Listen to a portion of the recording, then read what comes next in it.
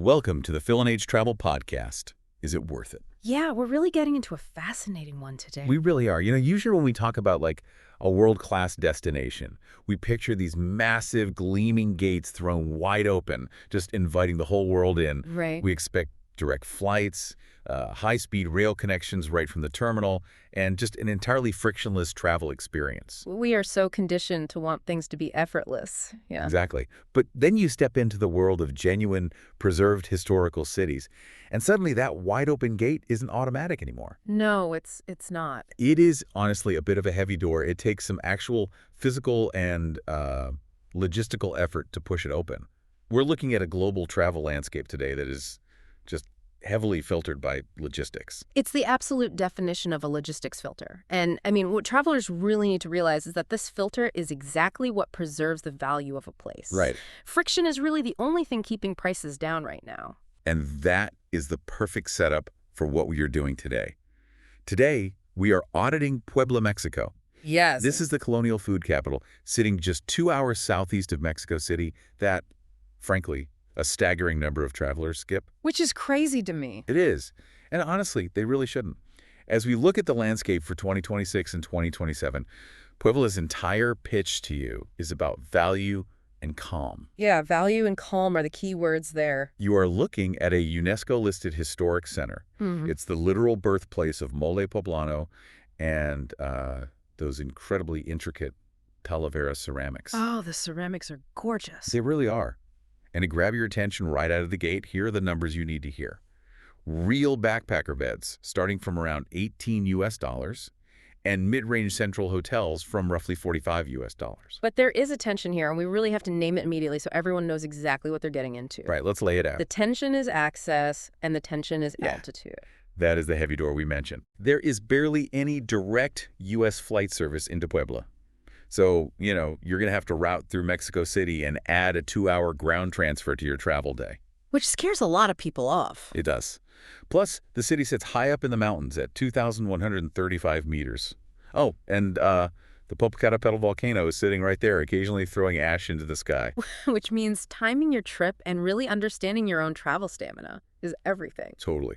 Let me give you the quick teaser on exactly when and who this is for. Go for it. The best time to go is the dry, mild stretch from November to April. Plus, that highly specific chiles and nogada food season from July to September. Oh, that dish alone is worth the trip. We'll definitely get into that. Okay. Now, the worst time. You want to avoid the June to October rainstorm afternoons and the absolute overwhelming crush of Cinco de Mayo in early May. Yeah, that is a completely different vibe. For sure. So who does this city sit? It's custom built for foodies, culture travelers, budget couples, digital nomads, and families wanting a beautiful, walkable base. And who does it disappoint? Good question. It disappoints anyone chasing beaches, big nightlife seekers, and those sticklers who just refuse to deal with a ground transfer on arrival. Yeah, if you can't handle a bus ride, skip it. Exactly. If you're planning a trip and want the honest, is it worth it verdict before you book, follow the show on Spotify or Apple. Let us really tear into this contrarian claim you're making because it goes against a lot of current travel trends, I think. It does. I am stating, with full enthusiasm and a mountain of data behind me, that Puebla is the best value colonial city in central Mexico right now. So we need to explain why we are dedicating an entire audit to this specific city right now, specifically for the 2026 and 2027 seasons. Right. Why now? The reason is that a massive value gap has widened. If you look at what is happening just a couple of hours away, Mexico City hotel rates are just climbing relentlessly. Oh, they're out of control. Yeah, and Oaxaca's peak season prices are climbing to the point where they are frankly pricing out average travelers. But Puebla has remained remarkably cheap. Okay, I want to challenge that concept for a second. Sure. Usually if a place is cheap, while everything around it is getting super expensive, it means something is wrong. I think so, yeah. The market is usually efficient. So if it is this cheap, why isn't everyone going? Is it like a city in crisis? It is not a city in crisis at all. I mean, not even slightly. It is purely experiencing an under-tourism bargain. Under-tourism? Exactly. The price suppression is due entirely to that access friction we just talked about. It's landlocked, It is high, and it is dry. No beach. Right? There is no beach.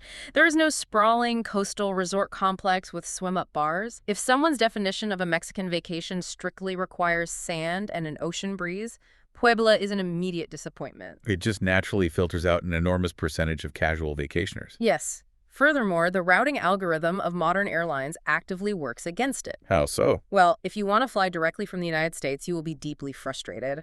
Direct scheduled service into Puebla's own airport is incredibly thin. So they basically force you to go to Mexico City. The airlines essentially force everyone to funnel through Mexico City. That extra step, landing, getting your bags, finding a bus or a car for a 2-hour drive, it deters a massive amount of casual weekend tourism. It's just too much friction for a quick getaway. Aha. Let's lay out the headline numbers to really set the baseline frame for the listener. Just how big is this value gap? It's huge. If you are a budget traveler, you can comfortably run your entire day on roughly $35 to $50 US. Wow. I want that to sink in for everyone listening. Yeah. $35 to $50 a day total in a UNESCO-listed historic center with world-class architecture. It is staggering. I mean, if you are a mid-range couple, you are landing around $150 to $200 US a day combined. That's incredibly reasonable. Yeah, a comfortable central hotel room sits right near that 45 to 90 USD a night mark. And what if someone wants to go all out? If you want to scale all the way up to luxury landmark properties, and we are talking globally recognized names here, like the Rosewood Puebla or the Banyan Tree, you are looking at $300 to $650 and up for a night. Which brings us to the ultimate signal for this entire deep dive, the absolute skip-if rule. Yeah, this is important. If your planned trip is only 3 or 4 nights, skip Puebla entirely. Do not try to force it. Do not force it. The logistics of that Mexico City transfer are going to eat your short trip alive. Right. If you only have a long weekend and you refuse to lose half a day each way on a bus, you are much better off basing yourself in the capital instead. Ah. You have to respect the 2,135-meter altitude, and you have to respect the transit time. It's an investment of time, really. Mm-hmm. And it only pays off if you have enough days on the ground to actually enjoy the return on that investment. Exactly. So if we accept that we need a slightly longer trip, how do we strategically place that trip on the calendar? Because Puebla really punishes travelers who get the timing wrong. Right. Oh, absolutely. And it massively rewards those who get it right. So talk to me about the weather strategy. The weather strategy is deeply tied to the elevation. The best overall months are November through April. This is the dry season. Okay, November to April. Yeah, and because you are at 2,135 meters, you get these beautifully mild days hovering around 21 to 24 degrees Celsius. That is basically room temperature. Just crisp, perfect walking weather. It is. And the evenings get quite cool, which is nice. The light during this dry stretch is incredibly clear, which makes the Talavera tiled facades in the Centro Historico just, pop visually. That sounds beautiful. It is. Now, within that broader window, January and February are the absolute sweet spots. Why is that? You get the lowest crowds of the year and completely stable weather. It's just perfect. What about the holidays? December is also wonderful because you get the Christmas markets and a very festive atmosphere in the Zocalo, that's the main plaza, though you will naturally see more crowds then. That makes sense. What happens when we push into the shoulder seasons, like fall or spring? October and early May are workable, but they carry distinct, manageable risks. Okay, what kind of risks? Well, October still catches some of the late tail-end rain from the summer. Right. And early May. Early May is entirely dominated by the Cinco de Mayo buildup, which completely alters the city's dynamic. I really want to dive into Cinco de Mayo because Americans have a very warped, commercialized view of what that holiday actually is. Oh, completely. In the U.S., it is treated like a generic, all-encompassing Mexican party day with cheap margaritas. Yeah. But historically, it is intensely, specifically local to Puebla. It is hyper-local. I mean, Puebla is the actual site where the Battle of Puebla was fought in 1862 against the French army. Right. The Mexican forces, who were heavily outnumbered, won an unlikely victory. So the Festival International Cinco de Mayo isn't just a party, it's a profound historical commemoration. Which means it's a huge deal locally. Huge. It turns the entire city into a massive parade and concert zone, especially focused around the Zocalo and the Fuertes de Loreto y Guadalupe, which are the historical forts where the battle took place. From a cultural standpoint, it sounds like an incredible thing to witness. It really is. But from a practical, logistical standpoint, It must be absolute chaos for a normal traveler just trying to see the sights. It is a genuine cultural immersion, but yes, it's chaos. The hotel rates spike aggressively. The city completely fills up with domestic tourists. So you can't just casually stroll around. Not at all. Casual, quiet sightseeing becomes substantially harder because streets are blocked and crowds are incredibly dense. So what's the rule here for booking? The rule here is strict and non-negotiable. If you want to attend the festival, you must book your accommodations 2 to 3 months ahead of time. Wow, okay. And if you have absolutely no interest in the crowds and parades, avoid the first 10 days of May entirely. Good to know. Yeah, for a normal off-peak visit outside of that window, you only need to book 2 to 4 weeks out. Okay, let's look at the absolute worst weather window. The time when people might, accidentally book a cheap flight and really regret it. That would be June through October. The summer. Yeah, that is the definitive rainy season in central Mexico. And in Puebla, it doesn't just drizzle. It means heavy, reliable afternoon downpours. So how does a traveler navigate that if they happen to be there in August? Do you just, stay in your hotel room all day? Not at all, because the mornings usually remain perfectly clear and sunny. Oh, that's good. Yeah. The tactical advice here is simple. You must front-load your day.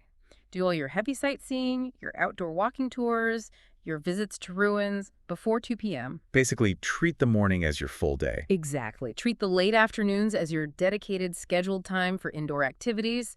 Go to the museums, sit in the cafes, explore the covered markets. Just assume the sky will violently open up at 3 p.m. and plan to be under a roof when it happens. But this brings us to a fascinating contradiction about Puebla. In a lot of cities, you plan strictly around the weather or the holidays.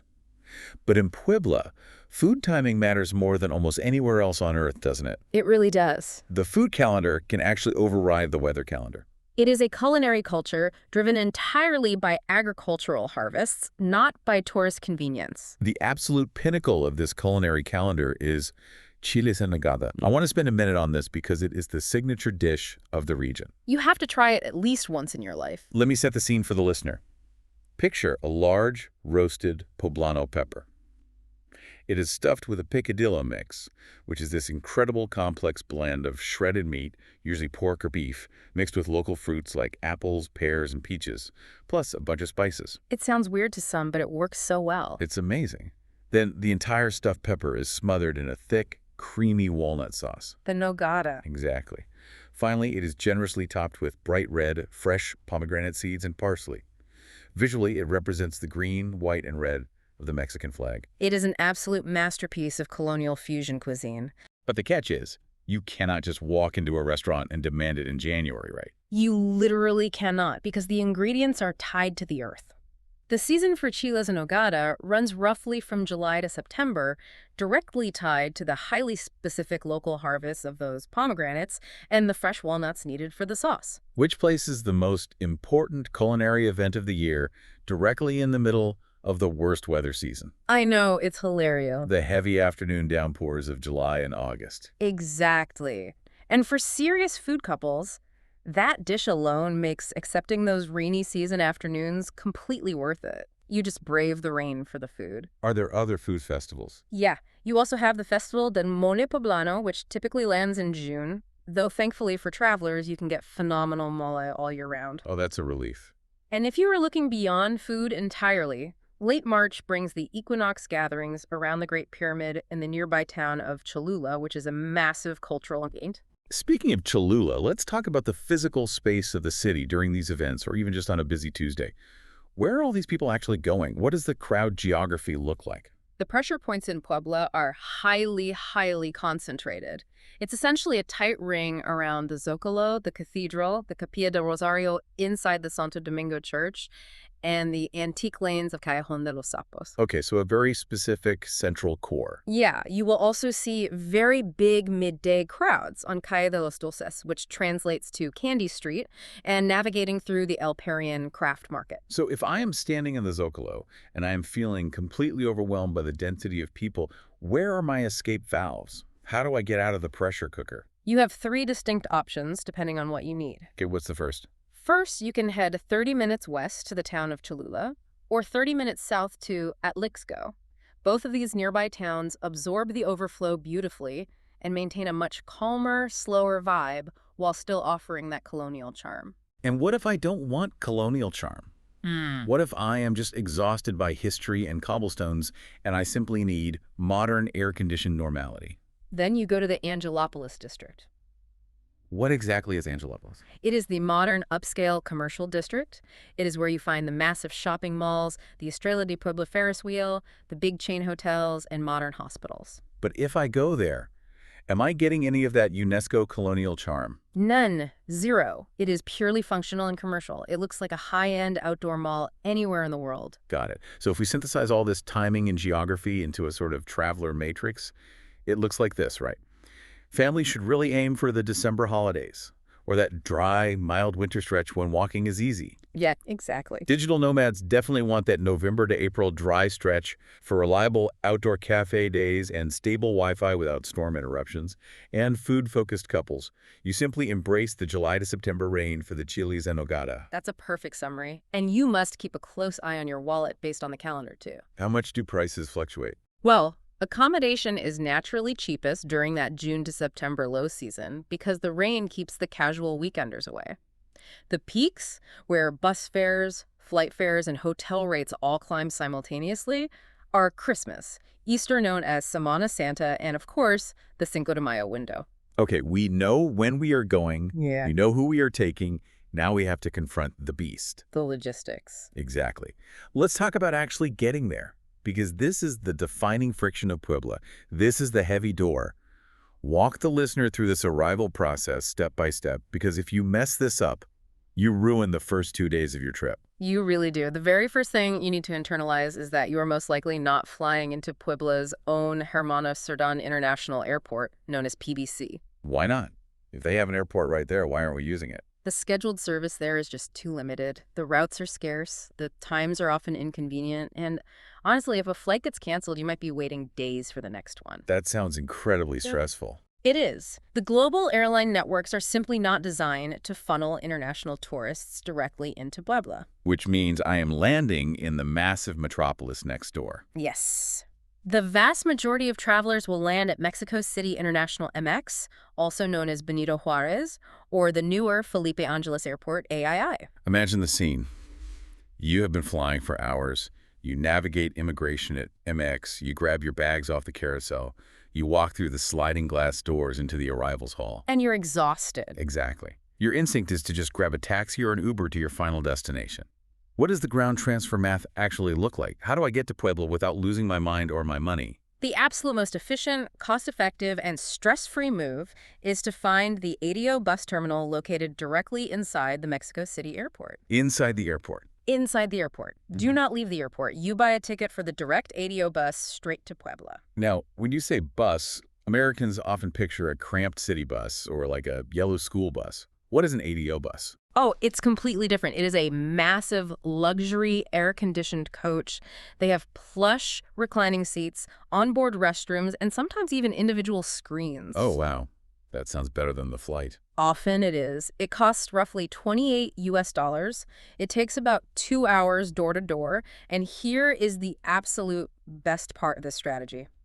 You completely skip entering the chaotic, traffic-choked center of Mexico City. That is huge. You hop on the bus at the airport, it merges onto the highway, and you head southeast. That is a massive stress relief. You don't have to negotiate with a driver or navigate a sprawling city. Right.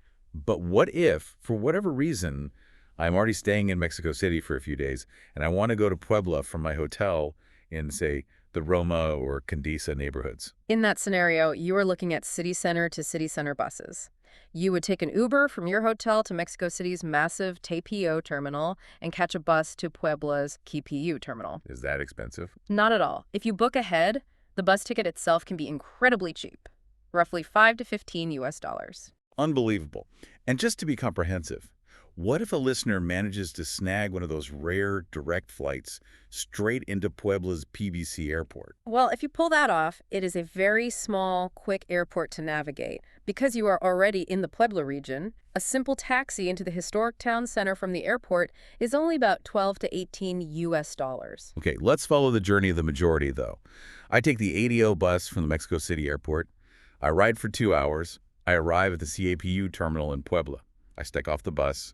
I look at my map and I see that KPU is sitting northwest of the historic center. Yeah, it's not right in the middle of things. So how am I navigating this final stretch to my hotel room? From the CPU terminal, you will grab a taxi or use the DD rideshare app. The ride into the Centro Historico will run roughly $5 to $9 US. Didi, got it. How are we getting around once we actually drop our bags and start exploring? What is the local transit situation? Local transit is shockingly cheap. A city bus ticket is about 58 US cents. 58 cents. Yes, but there is a catch. There's always a catch. The routes are notoriously confusing for first-timers. There is no beautifully color-coded subway map to follow, so the default stress-free move for almost everyone visiting is to use Didi. Does it work like Uber? It operates exactly like Uber. It is cheap, it is reliable, and short hops around the center of the city will only cost you around $2 to $4 US. Financially, getting to and around Puebla is incredibly accessible. But we need to talk about the physical toll, the altitude warning. Oh, this cannot be overstated. Think about the cumulative physical toll of this travel day. Right. You have navigated your home airport, taken a flight, dealt with customs in Mexico City, hauled your bags to a bus terminal, taken a 2-hour coach ride, grabbed a rideshare, and now you are finally stepping out of a car at your hotel. That's a full day of travel. And you are doing all of this at 2,135 meters of elevation. That's over 7,000 feet. The air is noticeably thinner. Very noticeably. That combination of travel fatigue and sudden elevation change is severely draining. Your body's working harder just to oxygenate your blood. So what's your advice for day one? My strongest advice to any traveler is this. Do not schedule a massive, ambition-filled walking tour on day one. Give your body a minute to acclimate. Drink an excessive amount of water.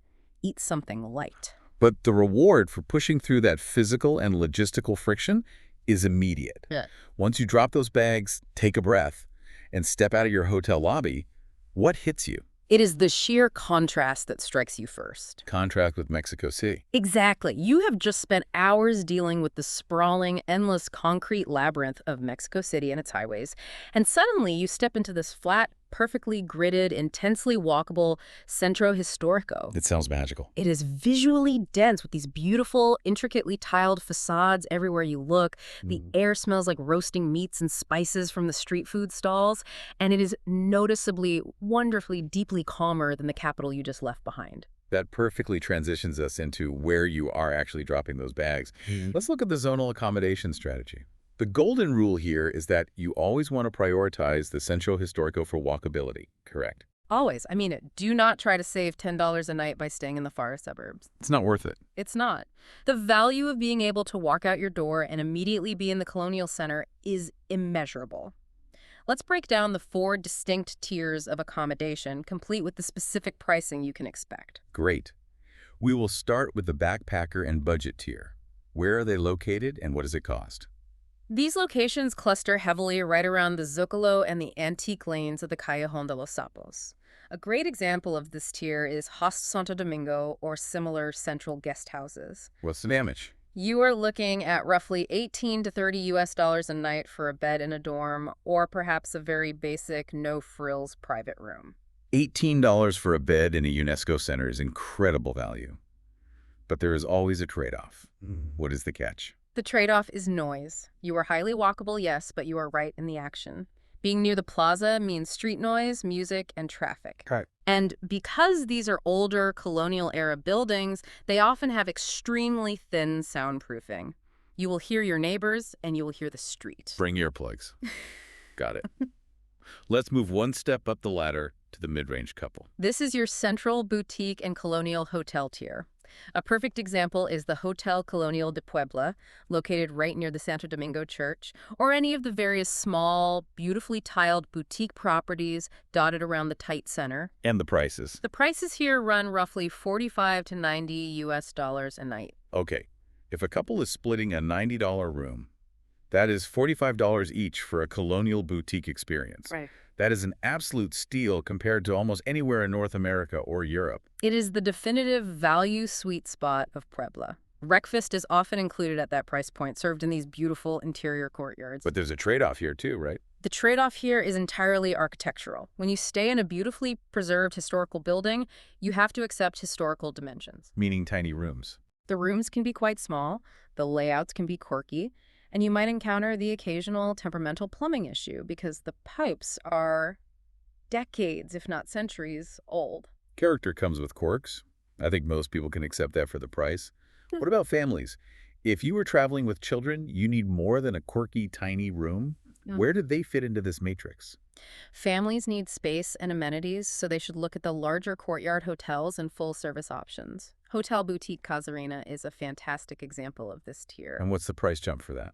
You are looking at roughly 90 to 160 US dollars a night. So for that price, jumping up slightly, you are getting actual breathing room. You are getting family-sized rooms, secure parking for a rental car, and often swimming pools, which are crucial for burning off kids' energy in the afternoons. And what do you give up for that space?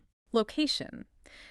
The best properties with that much space simply cannot fit in the dense streets immediately surrounding the Zocalo. They often sit a few blocks outside the absolute tightest tourist core, which means you're adding short 10-minute walks or quick DD hops to your daily itinerary. That seems like a fair trade for a pool. Finally, let's explore the luxury and comfort tier. This is where Puebla truly punches way above its weight on a global scale. We're talking about design landmark stays that win international architectural awards. Give me some names. Properties like La Purificadora, which is a stunningly converted 19th century water bottling plant with a glass-walled pool. The Rosewood Puebla, situated over in the Barrio del Alto. The Banyan Tree Puebla, Cartesiano. These are major, heavy-hitting international luxury names. What does it cost to sleep there? Roughly 250 to 650 US dollars a night and scaling up for suites. I know 650 a night sounds high in a vacuum, but if you look at a Rosewood property in Paris, London, or New York, It is a fraction of the cost. A room that costs 500 in Puebla would easily cost 1,500 or 2,000 in a major European capital. You get serious, world-class comfort. is there a downside? The slight trade-off, similar to the family hotels, is that some of these massive luxury compounds sit slightly outside the absolute dead center of the city. You are trading a few minutes of immediate walkability for an incredible insulated compound. I want to add a quick logistical note on booking across all these tiers. If you are used to booking hotels in the U.S., you are used to getting hit with hidden resort fees at checkout. Thankfully, resort fees are incredibly rare in Puebla. Yeah, you really don't see them. There is a small state hospedage or lodging tax, but it is almost always just folded into the final rate you see online. And to reiterate our earlier point, avoid staying in the Angelopolis district if you want colonial charm. It is just a modern commercial district with chain hotels. Precisely. You want to wake up, walk out of your hotel, and be in the history. And more importantly, you want to wake up and be near the food. Yes. The culinary reputation of this city is the main draw for a huge percentage of visitors. And I want to emphasize this heavily. Puebla's status as a food capital is based on hard historical facts, not just marketing adjectives thrown around by a tourism board. It's the real deal. We already talked about mole poblano literally being born here in the convents and the seasonal mastery of chiles en nogada. But the everyday street staples are just as impressive. You have semitas, which are these massive, structurally complex sandwiches served on a special sesame seed roll packed with breaded meat, avocado, string cheese, and popolo herb. Oh, semitas are life-changing. And you have tacos árabes, which are a fascinating fusion. Tacos árabes are the perfect edible history lesson. They showcase the Middle Eastern immigrant influence in central Mexico. How so? It is essentially heavily spiced pork roasted on a vertical spit, exactly like shawarma or al pastor, but it is served inside a thick, pita-like bread instead of a traditional corn tortilla. It is incredible. Now, when you map out a day of eating, you want to target specific geographic zones. Where are we going? Mercado El Carmen and the Mercado de Sabores Poblanos are your primary anchors for cooked stalls. This is where you go for those semitas and sit-down market meals. What about snacks and sweets? El Perion is fantastic for browsing traditional crafts mixed with casual snacks. And when you want sweets, you head straight to Calle de los Dulces, which is 6 Oriente, for camotes and traditional candies. Let's get hyper-specific with the USD pricing here. Listeners need to actually plan their daily budgets, and nothing helps more than granular data. Lay out this meticulous breakdown for us. What does it actually cost to consume calories in Puebla? Let's start with the everyday basics. A set lunch menu, universally known as a comida corrida, which usually includes a soup, a main dish, rice, and a drink, will run you about $11.50. That's a full meal for under $12. Yep. If you just grab a standard fast food combo meal, it is around $10. A cappuccino in a nice sit-down cafe is about $3.48. What about a beer? A half-liter pub beer sits right around $2.92, and bottled water is consistently under $1. What if a listener is staying in an Airbnb or a nomad apartment and wants to hit the local grocery store to cook for themselves? Also very cheap, a liter of milk is roughly $1.73. A half kilo of fresh bread is about $3. And eggs? A dozen eggs will cost you around $3.82. And a kilo of chicken breast at the market or store is roughly $6.39. Okay, we've cooked breakfast, we've had our cheap lunch, now we want to go out for a nice dinner. What is the damage? A mid-range sit-down dinner for 2 people, including drinks, will sit right around $50. That's $25 a person. Exactly. But if you hit the streets, and if you are in Puebla, you absolutely must hit the streets. The value is unbelievable. A massive classic street stall semita or a heaping plate of tacos árabes is roughly $2.50 to $4.50. Wow. And for dessert, that classic camote sweet, which is a sweet potato candy on Candy Street, that is about 25 to 40 pesos, which translates to roughly $1.30 to $2.20 USD. I am looking at those prices, and it almost feels like a typo compared to eating out in the U.S. right now. It really does. Now, what about the unwritten rules? What is the etiquette, and what are the safety rules around consuming all this food? Tipping at sit-down restaurants is standard practice. You should expect to leave 10 to 15%. And for street food? As for street food, the universal golden rules of travel apply here. Eat where it is busy. High turnover means the food hasn't been sitting out. Avoid raw salad garnishes or questionable shellfish that might have been washed in tap water. And always, always drink bottled or filtered water. Do not drink from the tap. I have to bring up a specific behavioral trait of the city. Puebla has a surprisingly robust and strong coffee culture right in the center. There are beautiful cafes everywhere. There are. And it is not just about getting a caffeine fix. Those cafes serve a highly specific logistical purpose. They double as the absolute perfect shelter during those torrential rainy afternoons from June to October. Oh, absolutely. You are walking, the sky turns dark, you duck into a cafe, you get a $3 cappuccino, you sit by a window, and you just watch the rain, wash the Talavera tiles for an hour while you wait it out. It is an incredibly civilized way to travel. You aren't fighting the environment, you are adapting to it.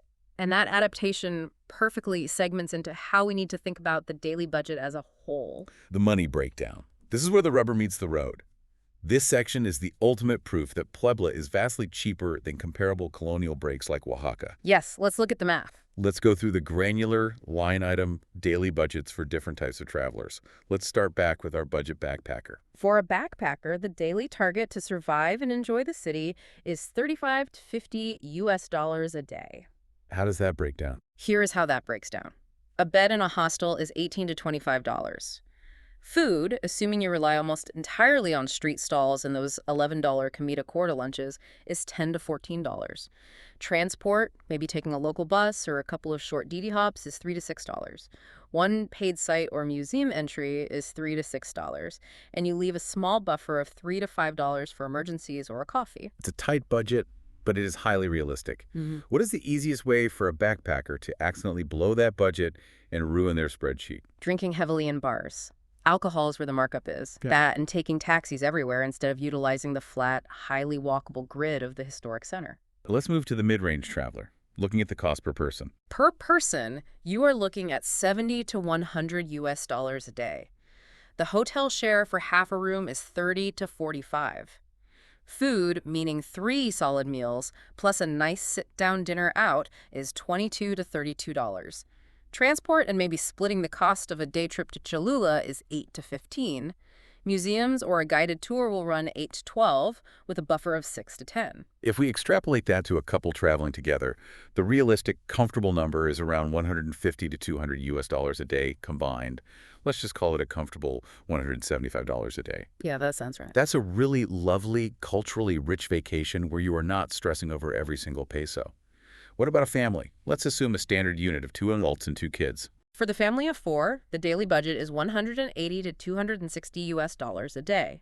The family hotel room, or a suite with extra beds, is 90 to 160. Food for 4 people is 45 to 70. Transport, relying on larger DD rides to move the group, is 15 to 25. Attractions like heading out to the African Safari Park or exploring the Cholula Pyramid budget 25 to 45 for the family, plus a buffer of 15 to 25 for snacks and incidentals. If that family stays for an entire week, what is the total ground cost? Roughly 1,300 to 1,800 US dollars for the entire week, entirely excluding their flights. $1,300 for a week-long family vacation in a foreign country. That is highly competitive. All right, let's look at the high rollers, the luxury budget. A luxury daily budget is roughly 400 to 800 plus US dollars a day. Your landmark luxury hotel room is 250 to 650. Fine dining experiences will run 80 to 140. Hiring a private driver and a dedicated guide for the day will cost 80 to 150. Premium experiences, like private tastings or after-hours tours, are another $40 to $80. Even at that top luxury tier, hitting maybe $800 a day, Yeah. that is remarkably accessible compared to trying to do luxury at a major European capital, where $800 might not even cover the hotel room. Exactly. Finally, let's talk about the digital nomads. Because living somewhere for a month is a whole different mathematical formula than visiting for a week. It is a completely different lifestyle equation. A digital nomad should budget 1,000 to 1,600 US dollars for the entire month. Wow, okay. Let's look at rent first. A fully furnished one-bedroom apartment right in the desirable historic center is about 598 US dollars. If you are willing to commute and want a cheaper one-bedroom a bit further out, it drops to around 264 US dollars. I just want to pause right there. Under $300 a month for rent? That is almost incomprehensible to someone living in New York or Los Angeles. It is a reality there. Utilities for the month will be about $40. A transit pass is around $26. For food, assuming a healthy mix of cooking at home plus eating out at local spots a few times a week, budget $300 to $450. Paying for dedicated co-working spaces and daily coffee runs will add $100 to $180. Add a buffer of $150 to $250 for weekend trips or medical needs. If you pull rent out of the equation entirely, the monthly living cost is only around $655, meaning a lean, disciplined nomad can live very well for under $1,200 US dollars total for the month. Exactly. But whether you are a backpacker or a nomad, you have to know how to identify what is good value and what is bad value in the city. So what's the best value? The absolute best value in Puebla, the comida corrida lunches, the incredibly cheap museum entry fees, the $3 DD rides, and surprisingly, those luxury hotels when compared to global luxury standards. We know the good value. What is the bad value? Where are people wasting their money?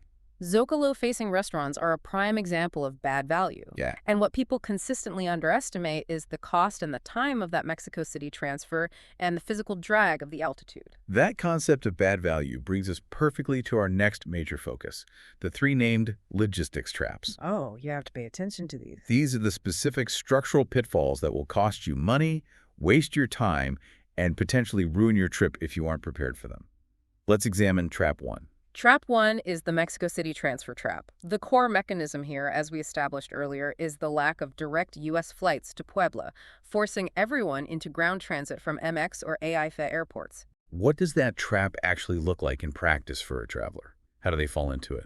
The reality is psychological. Cautious first-timers land in a massive, sprawling foreign airport. They feel overwhelmed by the signs, the language, and the crowds. A guy in a nice shirt approaches them and offers a private car directly to their hotel in Puebla. In that moment of weakness, they grab the private car instead of navigating to the ADO bus terminal. And the financial penalty for that moment of weakness. It is huge. A private car will run 90 to 140 US dollars. The ADO luxury coach is about 28 US dollars. You are losing $60 to $110 each way, and here is the kicker. You are still risking getting stuck in the exact same Mexico City traffic as the bus. The fix is simple and requires just a little bit of pre-trip resolve. Book the ADO bus straight from the airport to Puebla's Quivepiu or Forofoniente terminal. Do not deviate from the plan. Stick to the plan. And again, the ultimate skip-if rule applies. If your trip is under 4 nights, skip Puebla entirely. The transfer eats too much of the trip. Let's move to Trap 2. Trap 2 is the Popocatépetl volcano and altitude trap. The mechanism is twofold. First, the active volcano periodically emits large plumes of ash, which directly delays or cancels flights into the broader region because jet engines cannot fly through ash. Second, the 2,185-meter elevation causes genuine physiological fatigue. For the listener, what does falling into this trap actually look like? It looks like missing a crucial connecting flight in Mexico City due to an ash event, which then costs you 100 to 300 US dollars in change fees to rebook. Or, on the physical side, it looks like pushing yourself too hard on arrival day, aggressively walking the city, getting acute altitude sickness, and ruining a paid hotel night because you are stuck in bed with a splitting headache and nausea. How do we engineer a fix for an active volcano in high elevation? You build a buffer day into your itinerary. You do not book a tight connection on the way home. Keep your arrival day incredibly light, no major tours. Hydrate constantly, far more than you think you need. And absolutely check the local volcano and airport advisories in the days before you fly. Which leaves us with Trap 3, the Zocalo restaurant markup trap. The mechanism here is purely about real estate and location. Those beautiful arcaded restaurants with the outdoor seating facing the main square charge double the normal rate just for the view. The reality being, you are paying a massive premium for food that is actually better just 2 blocks away. Exactly. A plaza dinner for 2 people can easily hit 60 to 80 US dollars.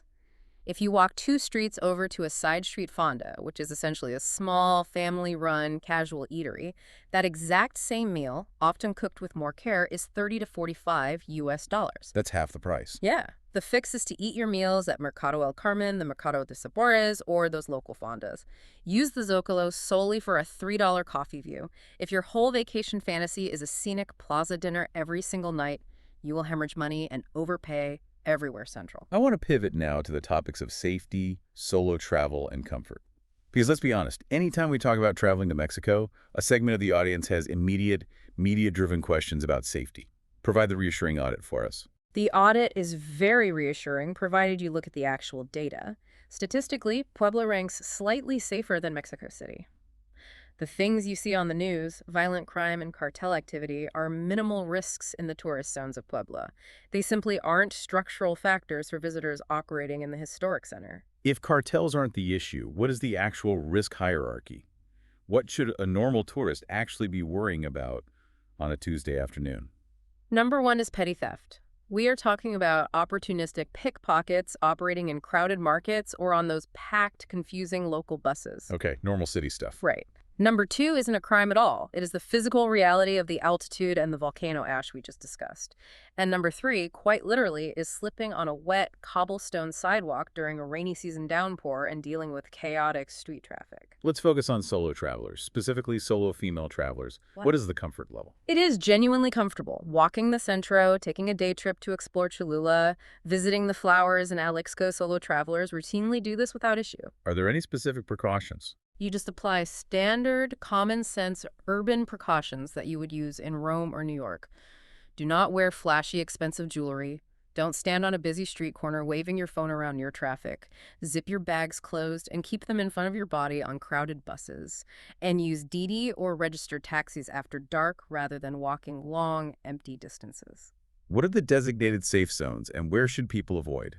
The Zocalo and the dense Centro core are highly secure and heavily policed. The areas you would want to avoid are the outer, sprawling suburbs and the lower-income villages on the periphery. But honestly, as a tourist, those areas have absolutely zero appeal anyway. There are no museums or famous restaurants there, so you have no logical reason to wander into them. What about the comfort level for families? The comfort level is high. The streets in the historic center are flat and arranged in a grid, making them walkable for kids. The fact that DD rides are so cheap makes moving an exhausted family around very easy. And if a medical issue arises, a kid gets sick, or someone twists an ankle, there are excellent modern private hospitals available right over in the Angelopolis district. The big takeaway here is profound. Your discomforts in Puebla are almost entirely going to be environmental. The thin air, the ash, the afternoon rain. Not structural crime. It is a city where you can actually let your guard down a bit and relax. Which is crucial because feeling relaxed lets you focus on the actual experience of being there. That brings us to the highlights. Let's examine the best moments and honest disappointments. We have covered the logistics. Now let's talk about the payoff. What genuinely works in Puebla? What are the absolute must-dos that justify the trip? At the very top of the list is the Capilla del Rosario, which is located inside the Templo de Santo Domingo. What makes it so special? It is free to enter, which is astounding because it is a 17th century gilded chapel that is legitimately considered by art historians to be the finest Baroque interior in the Americas. It is visually overwhelming. Every surface is covered in gold leaf and intricate plasterwork. It is hard to imagine it competing with European Baroque architecture. Is it really that good? In its specific colonial Mexican execution, absolutely. It has a localized flair that you will not find in Europe. It is a marvel. What's next? Next on the list of highlights is the Great Pyramid of Cholula. This is a staggering fact. Yeah. It is the largest pyramid by volume in the entire world, dwarfing the pyramids of Egypt in sheer mass. And it is topped by the Santuario de los Remedios Church. What does it cost to experience the largest pyramid on Earth? The entry fee is only about $5 to $6 US, and the absolute highlight is that you must walk the excavated tunnels underneath it. It is an incredible, slightly claustrophobic, deeply historical experience. Are there any craft highlights? Beyond architecture, you have the Talavera workshops. Specifically, a place called Uriarte is a fantastic spot to see these world-famous ceramics actually being made by hand, shaped from local clay, and painted with the traditional mineral pigments. And museums. For art lovers, the Ampura Museum holds incredible pre-Hispanic and colonial collections, and the entry fee is just $4 to $5 US. And of course, we have to reiterate the street food. Those market semitas and tacos árabes are culinary highlights that routinely beat out expensive sit-down meals for a tiny fraction of the cost. Yeah. But the premise of this show is it worth it? Which means we have to be brutally honest. What doesn't work? What are the honest disappointments that travelers should brace for? We mentioned it briefly before, but the Estrella de Puebla Ferris wheel and the surrounding Angelopolis Mall are highly skippable. Yeah. You did not endure a flight and a 2-hour bus ride to colonial Mexico just to walk around a generic mall and ride a Ferris wheel. Also, as we noted in the traps, those Zocalo-facing restaurants that are just coasting on their location will deeply disappoint a serious foodie who knows what good Mexican cuisine should taste like. I want to touch on a big disappointment regarding expectation management. You just told me the Great Pyramid of Cholula is the biggest by volume in the world. My brain immediately pictures Chichen Itza or the pyramids of Giza. Am I going to be disappointed when I show up? Yes, if you don't adjust your expectations. The pyramid in Cholula was abandoned centuries before the Spanish arrived, and nature entirely took it over. So it doesn't look like a classic pyramid. No, today it looks like a massive, overgrown, grassy hill with a Catholic church built on top of it. It does not have that sharply excavated, pristine, stepstone Chichen Itza silhouette. You go to experience the tunnels and to comprehend the sheer scale of the hill, not to take a photo of a pristine ruin exterior. What about those stunning National Geographic-style volcano photos you see on Instagram? The ones with the perfect peak framed behind the city. What those carefully edited photos hide is that those volcano views are heavily weather dependent and often very, very hazy. You might go a week without seeing the peak clearly, and in the summer, those rainy season afternoons will entirely gray out the light, making photography frustrating. Do you have any pro tips for timing these sites to maximize the experience? The absolute best time for exploring the churches and the Zocalo is before 10 a.m. The city is quiet, the morning light is beautiful on the tiles, and you entirely beat the midday crowds. And again, regarding logistics, do not overpay for traditional taxis when pulling up the Didi app is cheaper, faster, and easier. As we near the end of our audit, let's do a quick comparison. People planning a trip to central Mexico are usually weighing a few different options. Let's look at the alternatives. Alternative 1, Oaxaca City. This is the most valid and frequent comparison because Oaxaca is the other great colonial food capital of southern Mexico, and it is also a UNESCO-listed site. What is the actual cost difference between the two? Oaxaca is noticeably pricier right now, especially during peak season. A mid-range day in Oaxaca is easily $20 to $40 higher than in Puebla. And around major festivals, particularly Day of the Dead, Oaxaca commands a massive, almost extortionate premium for hotels. So if I am choosing between the two, when do I choose Oaxaca over Puebla? You choose Oaxaca if you want a deeper dive into indigenous craft culture, if you specifically want to explore Mezcal country and visit the agave farms, and if you are looking for a slightly more intense, highly evolved culinary scene, and, crucially, if you are willing to pay more for hotels and deal with higher flight costs to get there. And when do I look at that comparison and choose Puebla instead? You choose Puebla when you want that same stunning colonial beauty, but you prefer significantly lower prices, closer proximity, and an easier bus ride from Mexico City, and generally calmer crowds outside of the major festival weeks. Let's look at alternative 2, Mexico City itself. Specifically, the popular neighborhoods like Centro, Roma, or Condesa. This is a natural alternative because Mexico City is the default gateway. You're likely transiting through it anyway to get to Puebla. And the cost difference there. Mexico City is much more expensive. Mid-range hotels and dining in CDMX run $30 to $60 a day more than in Puebla for comparable quality and safety. When does Mexico City win the debate? Mexico City wins when you want access to world-class, massive museums like the Anthropology Museum. It wins when you want a vibrant nightlife scene. And it wins when you want zero transfer friction. You just fly direct into MEX, grab a 20-minute Uber, and you are at your hotel in Roma.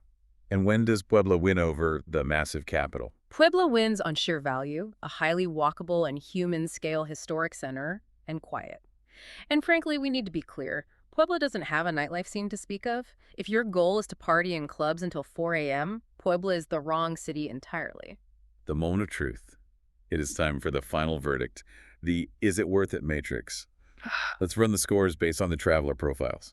Backpacker. 9 out of 10.